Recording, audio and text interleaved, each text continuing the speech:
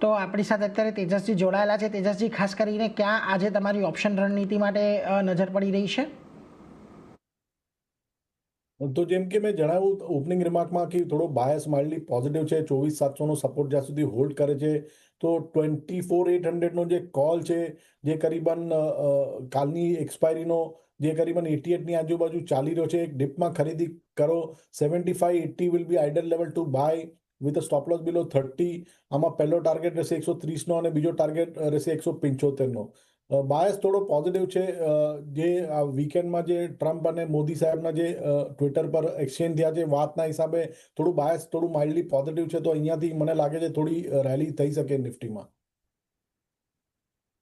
એટલે જો એક બાયસ પોઝિટિવ છે એટલે એના પર એક નજર રાખજો. 24,800નો કોલ ઓપ્શન તમને ખરીદવાની સલાહ અહીંયા આવતીકાલની એક્સપાયરીનો 87ની આજુબાજુ ચાલી રહ્યો છે એટલે એના પર એક ધ્યાન રાખજો. 30 રૂપિયાનો સ્ટોપ લોસ, 130 અને 175ના લક્ષ્યાંક અહીંયા આવી શકે છે એટલે બજારમાં એક તેજી વધવાની આશા અહીંયાથી છે એટલે 24,800ના કોલ ઓપ્શન પર તમારે ખાસ નજર રાખવાની છે. એની